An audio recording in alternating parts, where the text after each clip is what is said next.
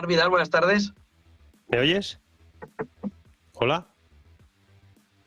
Bueno, ¿qué fotografía nos deja la inflación? ¿Esto va camino de ir un movimiento de relajación de los precios o hay todavía que esperar a ver que no haya otro movimiento de repunte? ¿Cómo lo ves la situación, sobre todo del lado de la demanda interna, que parece ser la que va aflojando esa inflación? Bueno, estamos en fechas en las que normalmente la demanda de Estados Unidos se relaja un poquito para tomar impulso, sobre todo hacia el verano. De todos modos, yo sinceramente me baso en el gráfico de puntos, en el que sinceramente ellos ahí reflejan fundamentalmente que el mercado sí que descuenta un recorte, como bien decías, los inversores incluso 3, pero los analistas todavía mantienen 2, ¿no?, en lo que queda de año. Esa demanda que se retrocae, o por lo menos es una de las afectaciones que tienen que ver con la inflación, también en Estados Unidos hay un punto que a veces no nos damos, o por lo menos no lo apuntamos, y que en Europa sí, es el efecto escalón. Cuenta que hace un año ellos también en la medición de inflación tuvieron alguna caída en los márgenes de precios de algunas materias primas y eso está afectando ahora.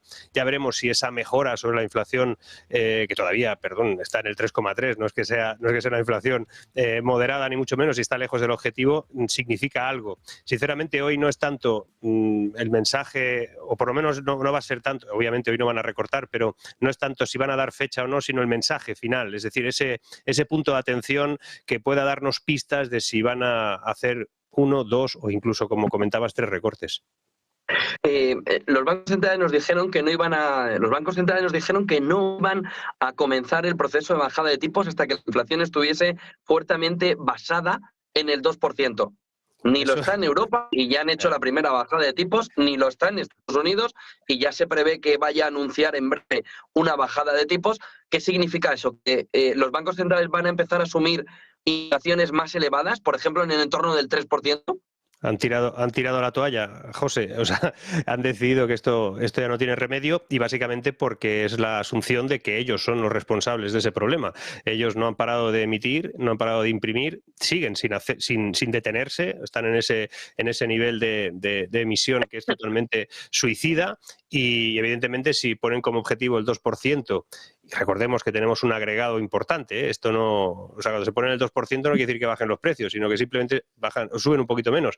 Pero yo creo que ellos han tirado la toalla, es decir, no vamos a llegar al 2 de una manera ciertamente rápida y lo que vamos a tener es una desaceleración económica mucho más potente o mucho más radical de la que preveían.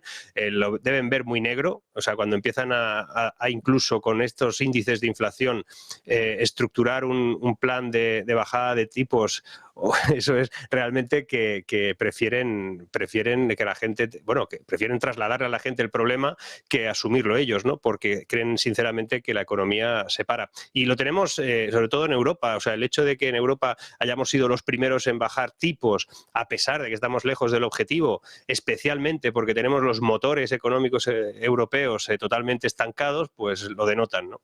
Yo creo sinceramente que han tirado la toalla y vamos a tener que acostumbrarnos a algo que ahora mismo tiene que ver mucho con los servicios, no tanto con las materias primas. La inflación que ahora vivimos es enganchosa porque proviene de los salarios, porque proviene de los servicios, no tiene tanto que ver con las materias primas o los insumos que las empresas utilizan para producir. En algún caso sí, pero en términos generales es una inflación de servicios, una inflación muy enganchosa, ellos lo saben y si mantienen su dictamen de no bajar tipos hasta llegar al objetivo del 2%, entonces no van a bajar tipos nunca. Nos podemos encontrar en los próximos meses en el peor escenario, es decir, una economía que sigue con la inflación elevada, pero que necesita ser salvada para no entrar en una recesión profunda, tal y como estás planteando que pudiera pasar si no van al rescate. Este es el problema en el que estamos y tarde o temprano se tiene que evidenciar. Los que llevamos tiempo avisando de esta situación, pues siempre se nos recrimina que esa situación no llega, pero el abismo está ahí. O sea, el mundo se debe demasiado a sí mismo, Estados Unidos debe demasiado, Europa debe demasiado, no han parado de emitir, seguirán emitiendo.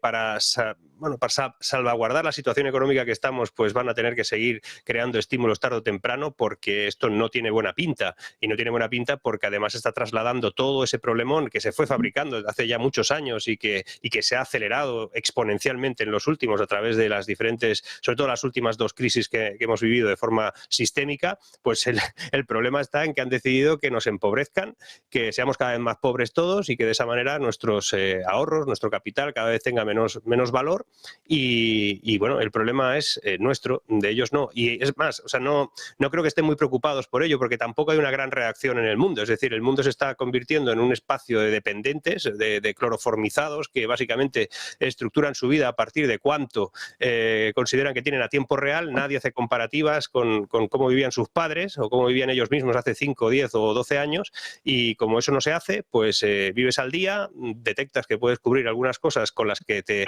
otorgan una serie de ayudas desde los estados, generamos más estado, reducimos la capacidad de independencia y de capacidad de decisión personal de las familias y las empresas y vamos generando eso, vamos generando un espacio donde la deuda se va derramando por todos los rincones y todas las esquinas de nuestra economía y esta gente, pues evidentemente saben que eso no lo pueden ya remediar y son saltos hacia adelante, es decir, por lo menos que no caiga el PIB, que no caiga el crecimiento o intentemos salvaguardar que esto no entre en una estanflación de libro y van a tirando, van a estar estimulando la economía, van a bajar los tipos poco a poco o con más intensidad, ya veremos, pero obviamente han dejado el objetivo prioritario, que era de los bancos centrales, fundamentalmente el de Europa, ¿no? Que es su único objetivo, controlar la inflación, pues esto ya no importa. Solo una cosa más, Marc. En las conversaciones que he tenido aquí en Wall Street me ha llamado la atención un comentario que parecía generalizado.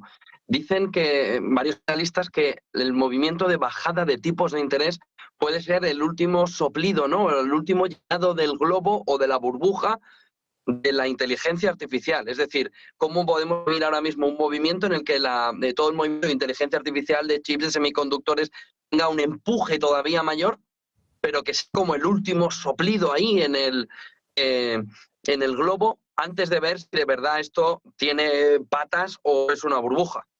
¿Compartes una visión? Comparto un fragmento. Obviamente que lo que estamos viviendo con la inteligencia artificial tiene un punto de hype, tiene un punto de moda, ¿no? De que es el espacio a invertir porque todo depende, pero si hacemos un análisis un poquito más técnico y descubrimos a qué se dedican las empresas que dicen ser o tener relación con la inteligencia artificial, veremos que la mayoría son clones de un desarrollo inicial que se ha ido replicando en diferentes fórmulas con pequeñas variaciones y cuando eso sucede, eso ya pasó con otros sectores, incluso con otros elementos tecnológicos en el pasado, al final todo eso explota. Lo que pasa que en el ámbito de la inteligencia artificial lo ha hecho de una manera extremadamente potente porque precisa de hardware, necesita de semiconductores y los semiconductores hemos tenido durante un tiempo problemas para adquirirlos. El problema de la cadena de distribución de esos semiconductores ha generado precisamente un valor añadido sobre tener semiconductores. Además, tenemos empresas que se dedicaban a fabricar una serie de hardware vinculado a los juegos o al gaming y ahora pues son los principales productores de semiconductores o de chips para la inteligencia artificial.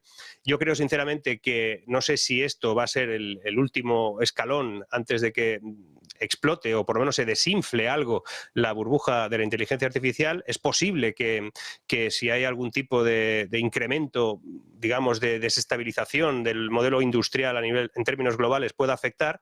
La inteligencia artificial no es todo lo que se está diciendo de ella. Es más, la inteligencia artificial como tal no existe. Estamos todavía en los pañales de lo que podría ser ese desarrollo en el futuro, por lo que también se irá evidenciando. Creo que son varios los factores que pueden reducir el tamaño y la importancia que tiene la inteligencia artificial, fundamentalmente cuando se empieza a descubrir que la inteligencia artificial, primero, no viene a destruir empleo, no lo destruirá, o sea, esa es una parte relativamente buena, no es ese gigante tecnológico ya desarrollado y capaz de cambiar todos los modelos productivos, todavía no es eso, y el recorrido de la inteligencia artificial precisa todavía de 10, 15, 20 años para que sea todo eso que se está diciendo en algunos medios de comunicación antes de que el mundo acabe, según ellos, ¿no?